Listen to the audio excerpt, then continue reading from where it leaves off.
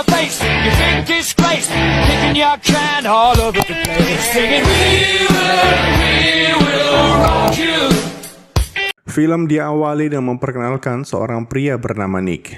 Malam itu, saat asik minum di sebuah bar, tiba-tiba perhatiannya teralihkan oleh sepasang kekasih yang sedang berdebat, di mana si pria yang bernama Osgood mengajak kekasihnya untuk berumah tangga.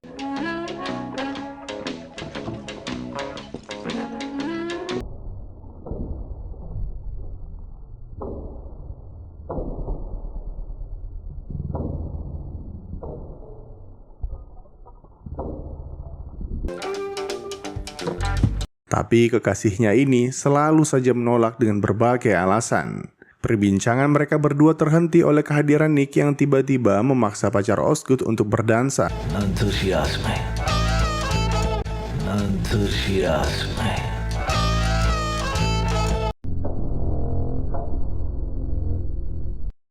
Nick bahkan mempermalukan Osgood di hadapan kekasihnya dengan berhasil mencopot rambut palsu yang ia kenakan. Akibat gangguan itu, mereka memutuskan untuk pergi dari sana. Tapi Nick tak berhenti mengajar dan mempermalukan Osgood hingga akhirnya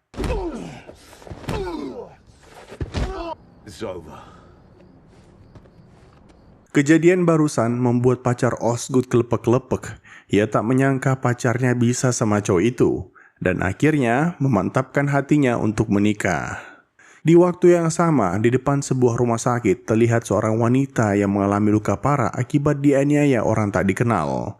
Ia pun segera dilarikan ke dalam untuk mendapatkan pertolongan pertama. Saat setengah sadar, wanita itu tak berhenti menggumamkan nama Nick.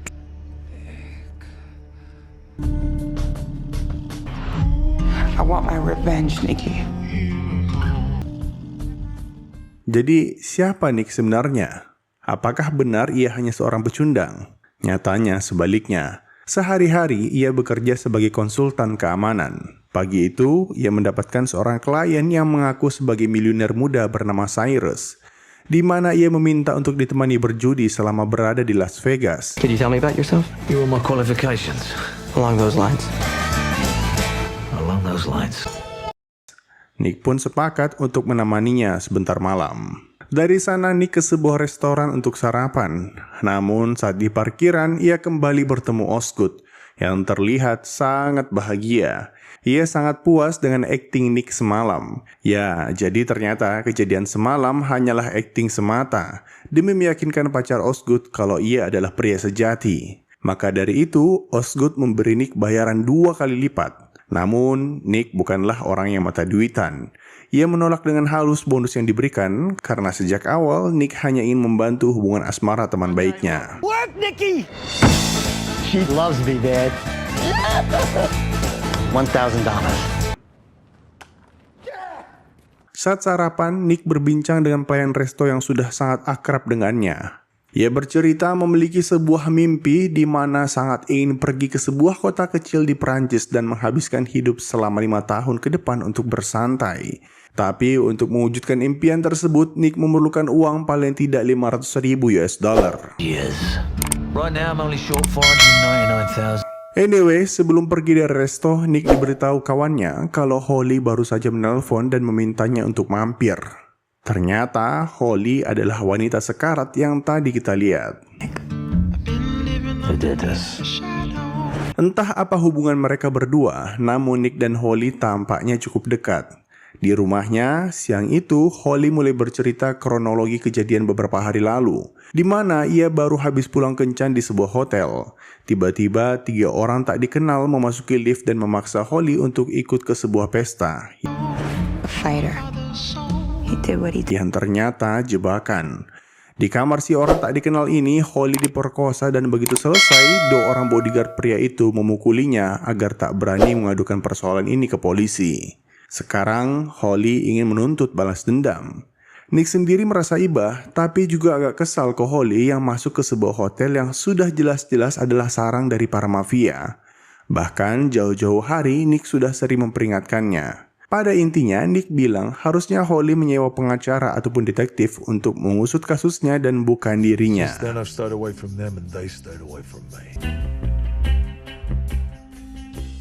Tapi kata-kata Nick tadi hanyalah sebuah bualan semata, karena ujung-ujungnya ia tak tega dengan apa yang menimpa Holly, dan diam-diam memutuskan untuk mencari tahu siapakah pelaku yang dimaksud.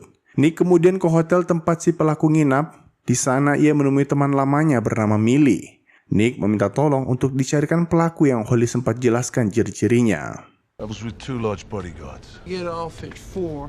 Singkat cerita, sore itu keduanya kembali bertemu, dan Millie berhasil menemukan apa yang Nick cari. Si pelaku bernama Danny DeMarco. Dia adalah seorang anak pimpinan mafia besar di Italia. Ia menginap di kamar sekian dan juga memiliki 2 bodyguard yang cukup besar yang selalu bersamanya. Di akhir percakapan, Millie sebagai teman baik Nick cuma memberi saran agar dirinya jangan mencari masalah dengan Danny karena ia jamin tak akan berakhir dengan mudah. Miss Danny DeMarco.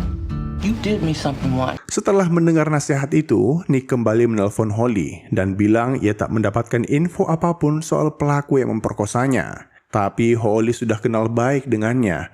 Ia tahu kalau Nick bohong demi menutupi sesuatu. Makanya Holly kembali membeberkan fakta di mana malam itu saat setelah diperkosa, Danny menodongkan pistol ke kemaluannya hanya demi menunjukkan kekuasaannya sebagai seorang anak bos mafia. Holly juga mengingatkan bahwa dahulu ialah satu-satunya orang yang menerima Nick saat terpuruk.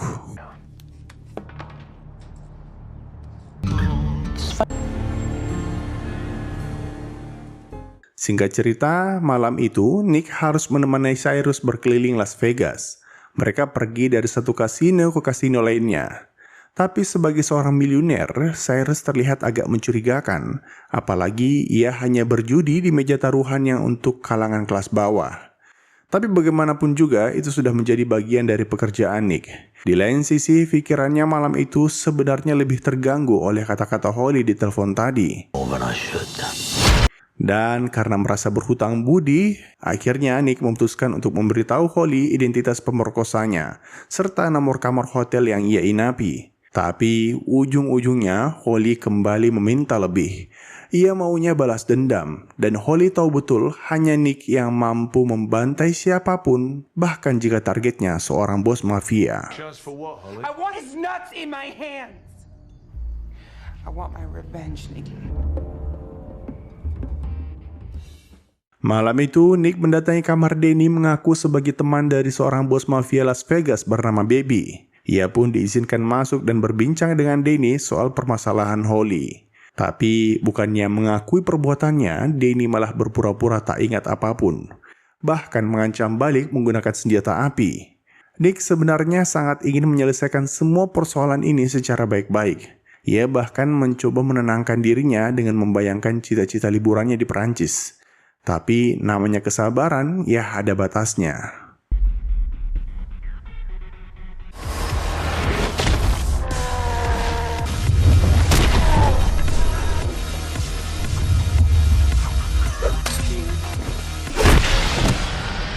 Bayangkan Nick menghabisi 3 orang mafia hanya bermodalkan sebuah kartu kredit. Setelah itu ia mengikat ketiganya dan mengajak Holly untuk masuk ke kamar. Dan tanpa basa-basi, Holly mengeluarkan sebuah gunting tanaman untuk melukai titik Danny. Danny yang ketakutan mengajak berdamai dengan memberikan uang $50.000 yang berada di lacinya. Tapi Holly tetap belum puas. Ia pun melukai titik Danny hingga ia menangis layaknya anak kecil akibat ketakutan. Don't you, please don't. Don't. Let's see. Malam itu juga Nick menyarankan agar Holly keluar dari Las Vegas karena Danny pasti akan menuntut balas dendam. Uang $50.000 tadi mereka bagi 2 dan keduanya pun berpisah. Rencananya Nick juga akan keluar kota untuk bersembunyi sementara waktu. Tapi setelah memegang uang lumayan banyak, ia memutuskan untuk menggandakan uangnya malam itu melalui permainan blackjack. Awalnya Nick bermain aman dengan kelipatan ratusan dolar. Kebetulan yang menjadi bandar adalah temannya sendiri. Namun setelah berhasil menebak kartu-kartu yang akan keluar, membuat Nick semakin optimis kalau malam itu Dewi Fortuna sedang menyertainya. The $1,000 chip. Looks right into my shoulder now. Dari tadinya main di kelipatan jutaan, meningkat jadi puluhan juta.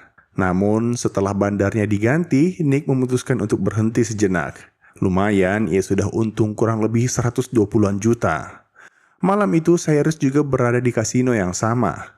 Tapi belum sempat ngobrol lama, tiba-tiba Nick kembali kepikiran. Apakah keberuntungan masih menyertainya?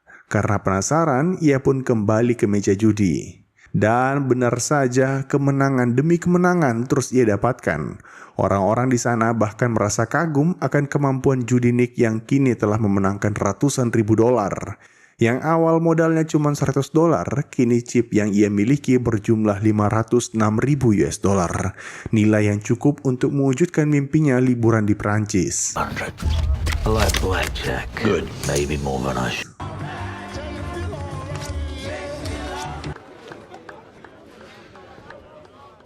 Kelar bermain, Nick sempat ngobrol sebentar sama Cyrus sebelum akhirnya ia ke meja penukaran chip.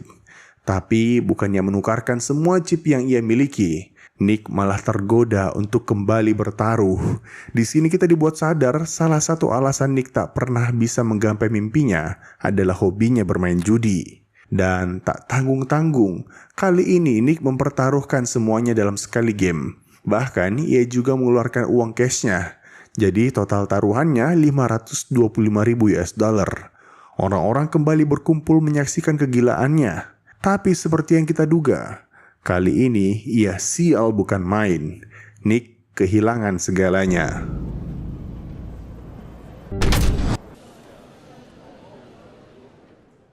Sesaat setelah itu, ia ke kamar mandi. Rasa penyesalan dan stres semua menumpuk dalam benaknya. Hingga akhirnya, ia pun jatuh pingsan. Saat terbangun, Nick berada di ruang istirahat milik kasino. Terlihat Cyrus menemaninya sejak tadi. Setelah semua yang terjadi, Cyrus akhirnya mengungkapkan sebuah rahasia. Alasan mengapa ia menemui Nick sejak awal. Di mana ia ingin diajari Nick cara bela diri ataupun teknik bertarung. Yang pada intinya, ia tak ingin hidup dalam ketakutan. Ia telah mencari berbagai orang yang masuk kualifikasinya dan hanya Nick yang memiliki itu semua. Bahkan, ia rela membayar senilai jutaan dolar agar Nick mau ikut dengannya. Asal kalian tahu, Cyrus sudah jadi miliuner sejak umur 19 tahun. Kekayaannya ratusan juta dolar berkat kecerdasannya di bidang IT. Tapi bukannya senang akan tawaran itu, Nick malah marah. Karena Cyrus menyinggung kalau yang membuat Nick tak bisa keluar dari Vegas bukanlah kebiasaan judinya, tapi rasa takut keluar dari kota yang ia sudah anggap sebagai kampung halamannya. Nick kemudian memutuskan untuk merenung sejenak di bar, tapi kali ini orang-orang utusan Danny akhirnya muncul dan tepat pada waktunya, kebetulan Nick sedang butuh pelampiasan stres.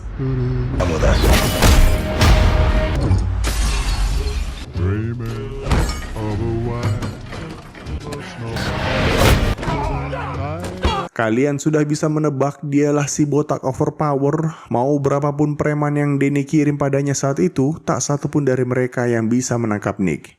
Hingga akhirnya sang pemilik kasino menghentikan pertarungannya akibat rusaknya berbagai fasilitas di sana.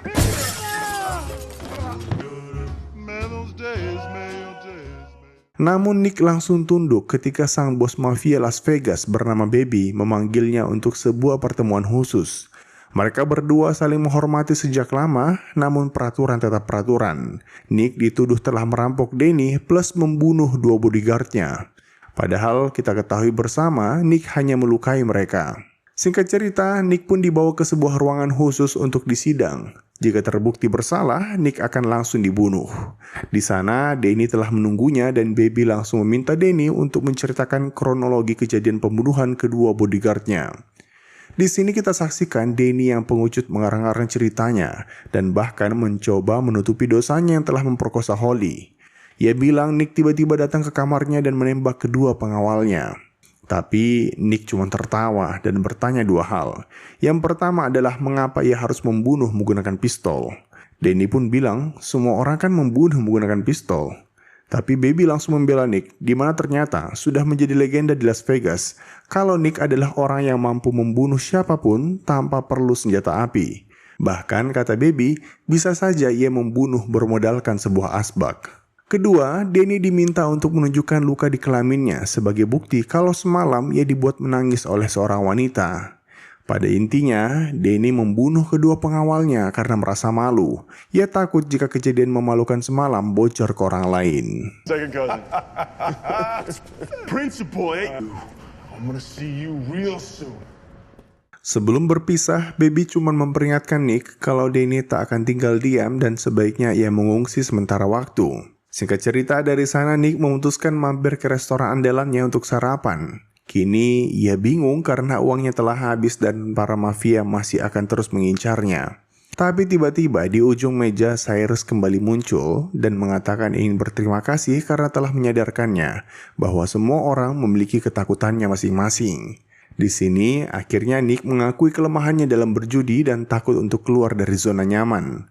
Kemudian ia bilang bagaimanapun juga kini impiannya telah menjadi angan-angan karena semua uangnya telah habis. Cyrus yang sudah menduga hal itu kemudian memberinya sebuah amplop berisikan cek senilai $500,000 plus sebuah tiket ke Korsika, kota impian Nick di Prancis. Tapi di tengah perbincangan, tiba-tiba Danny bersama beberapa anggotanya kembali muncul dan hampir saja membunuh Nick. Untung saja Cyrus berhasil mengalihkan perhatian mereka semua dengan berpura-pura menjadi orang gila.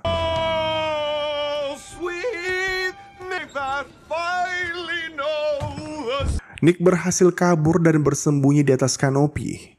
Di tangannya terdapat sendok dan pisau makan.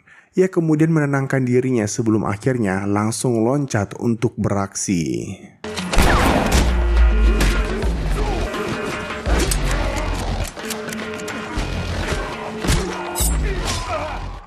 Lima orang bersenjatakan lengkap Nick bunuh satu persatu bermodalkan alat makan. Ia bertarung sesuai dengan legendanya. Kalau Nick adalah orang yang mampu membunuh siapapun tanpa perlu senjata api. Hingga pada akhirnya tersisa Danny seorang yang ia bunuh dengan sangat brutal.